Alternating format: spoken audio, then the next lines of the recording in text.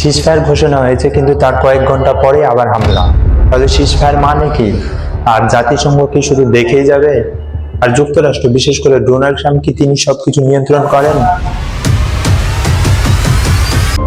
10 October 2025 ceasefire কার্যকর হয়, কিন্তু আজও থামেনি ফিলিস্তিনিদের উপর বর্বরচিত হামলা।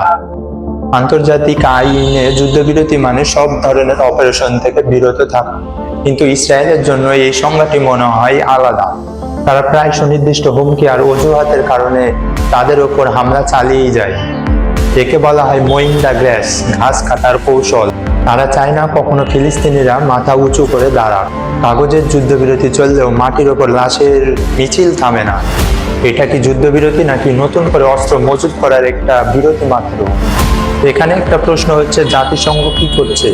এর ভূমিকা কি? জাতিসংঘ কি শুধু টকশো করার জায়গা? জাতিসংঘের জন্য এখানে দুটি জিনিস কাজ করে।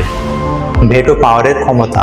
জাতিসংঘে যখনই ইসরায়েলের বিরুদ্ধে কোনো কঠিন পদক্ষেপের প্রস্তাব আসে, তখনই ভেটো দিয়ে সেগুলো বাদ করে দেওয়া হয়। বিশেষ করে যুক্তরাষ্ট্র ভেটো দিয়ে ইসরায়েলের বিরুদ্ধে আসা সমস্ত পদক্ষেপ বাতিল করে দেয়। ভেটো মানে হলো না ভোট। ভেটো দেওয়ার ক্ষমতা 5টি দেশের আছে: যুক্তরাষ্ট্র, যুক্তরাজ্য, ফ্রান্স, রাশিয়া ও চীন। এইসব বড় দেশগুলো যদি ভেটো দেয়, মানে না ভোট দেয়, তাহলে জাতিসংঘ কিছুই করতে পারবে না। এবার আসা যাক 2 নম্বরে। আন্তর্জাতিক আদালত ICJ ইসরায়েলকে গণহত্যা বন্ধের নির্দেশ দিলেও জাতিসংঘের নিজস্ব কোনো সেনাবাহিনী নেই। ফলে জাতিসংঘ আজকে এমন এক বিচারক যার রায় দেওয়ার ক্ষমতা আছে, কিন্তু সাজা দেওয়ার ক্ষমতা নাই। এত কিছু যে ঘটলো, তার মূল নায়ককে ডোনাল্ড ট্রাম্প। তিনি নিজেকে বিশ্ব শান্তির দূত হিসেবে দাবি করেন এবং তিনি নোবেল পুরস্কার পাওয়ার আকাঙ্ক্ষা ব্যক্ত করেন, কিন্তু তার কাজ কি শান্তির পক্ষে? কয়েকটি ঘটনা বলা যাক যেগুলো তিনি করে এসেছেন শান্তির লক্ষ্যে।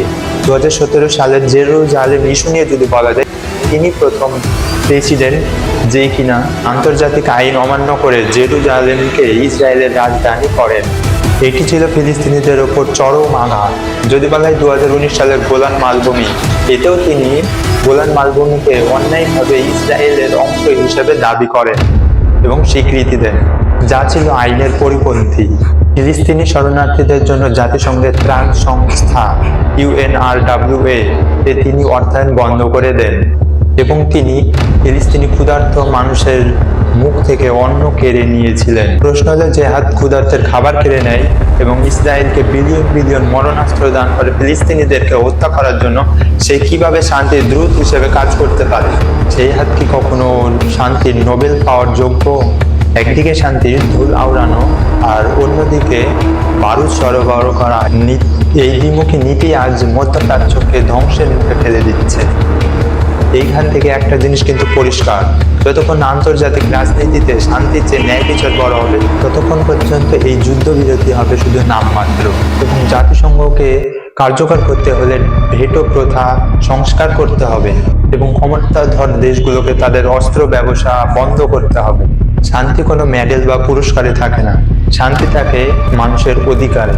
পৃথিবী আজ তাকিয়ে দেখছে, ইতিহাস কাউকে ক্ষমা করবে। আপনার কি মনে হয়, ট্রাম্পের এই নীতিগুলো কি শান্তি প্রতিষ্ঠা করবে নাকি আরো জটিলতা করবে? কমেন্টে আপনার মূল্যবান মতামত জানান।